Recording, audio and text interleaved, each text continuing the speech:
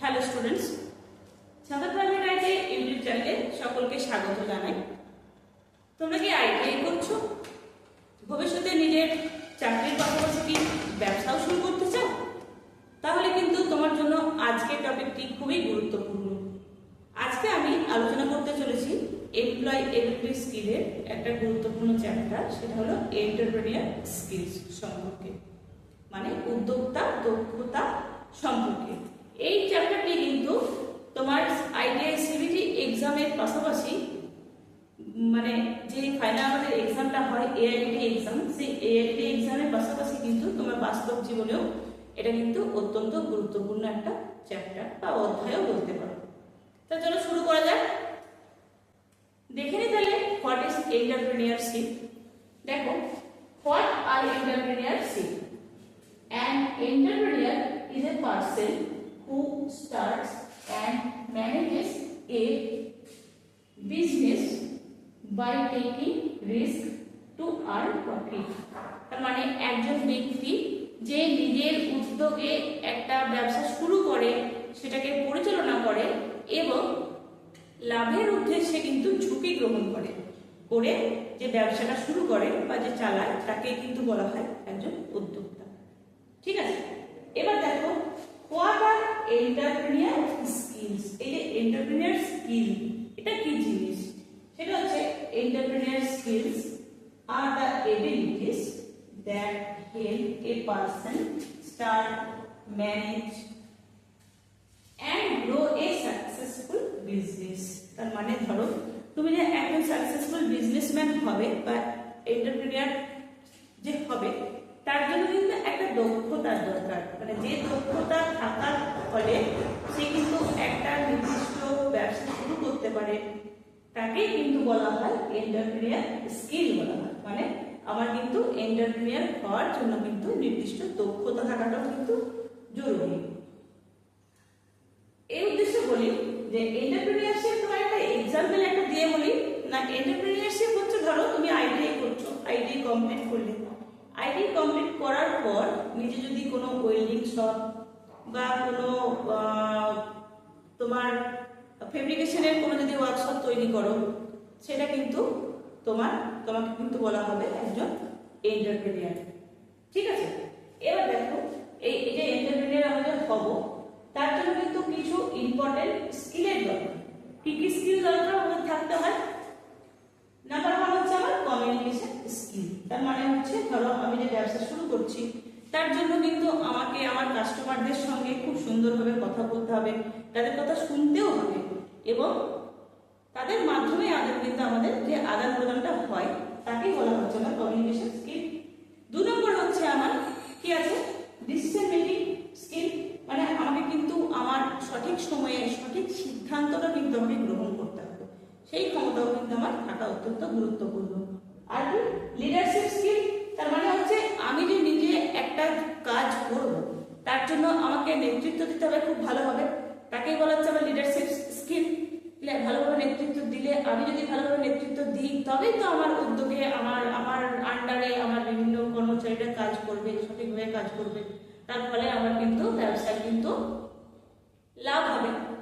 তো সেটার জন্য আমার কিন্তু সঠিক লিডারশিপ স্কিল থাকাটাও কিন্তু অত্যন্ত গুরুত্বপূর্ণ। আর হচ্ছে কি problem solving skill.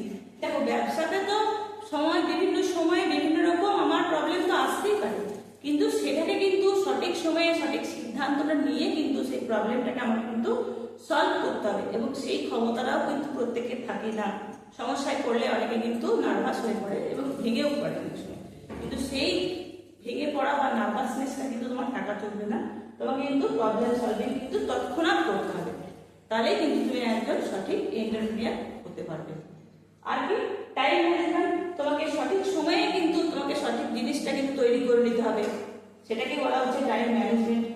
Risk taking ability. মানে ধরো ব্যবসায় লাভ হতে থাকতেই পারে, সেইটা কিন্তু আমাকে, সেই যে রিস্কটা আমাকে ব্যবসা শুরু করতে হবে, আমার কিন্তু লাভ হতেও পারে বা ক্ষতিও হতে পারে, আমাকে কিন্তু সেই চিন্তা ভাবনাটা নিয়েই কিন্তু আমি সেই ব্যবসায় কিন্তু নামবো, সেটাকে বলা হচ্ছে আমার রিস্ক টেকিং এবিলিটি।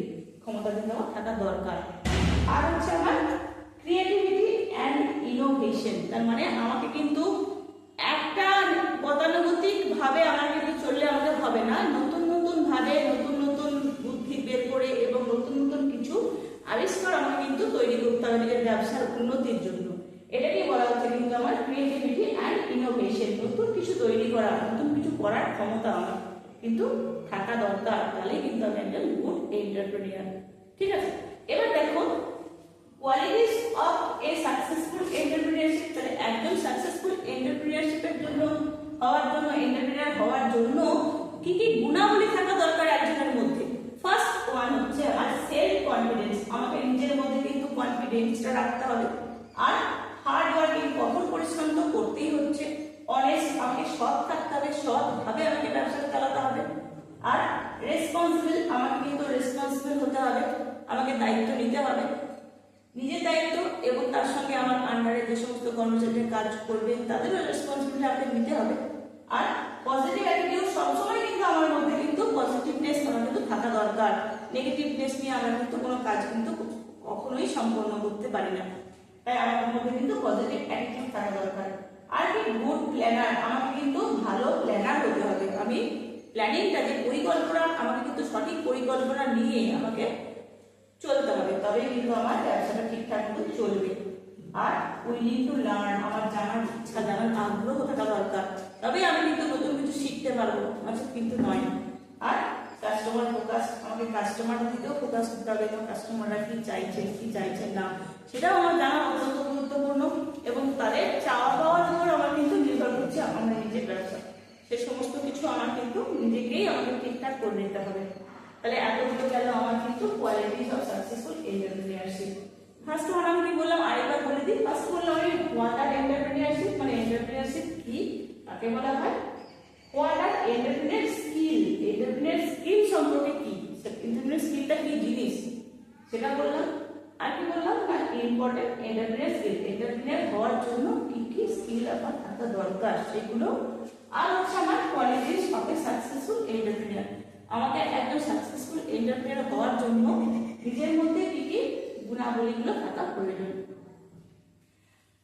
এন্টারপ্রেনিউরশিপ করার একটা গুরুত্ব আছে, মানে কিরকম গুরুত্ব? ধরো তুমি আইটিআই পাস করেছো, আইটিআই পাস করার পর কি করলে না নিজে কোনো ওয়েল্ডিং এর শপ খুললে, কোনো মেশিন রিপেয়ারিং শপ খুলতে পারো, অথবা নিজে কোনো ফেব্রিকেশনের কাজ করতে পারো, মেটালের যে আসবাবপত্রগুলো হচ্ছে ধর ফার্নিচার রিপেয়ারিং, এই সমস্ত কাজকর্ম কিন্তু আমি নিজে করতেই পারি। আইটিআই পাস করার পরও আমি কিন্তু করতে পারি। তো সেই জন্য কিন্তু আমার এন্টারপ্রেনিউরশিপ স্কিলটা আমার কিন্তু জানা খুব প্রয়োজন। এটা একটা গুরুত্বপূর্ণ টপিক, আশা করি তোমরা বুঝতে পারবে। যদি ভালো লাগে তাহলে লাইক করো, এবং কিছু যদি জানার থাকে তাহলে আমাকে কমেন্ট করতে পারো। এবং বন্ধুটি কিন্তু বেশি বেশি করে ভিডিওটি কিন্তু বেশি বেশি করে বন্ধুদের মধ্যে শেয়ার করবে। দেখা হচ্ছে পরের ভিডিওতে। নমস্কার।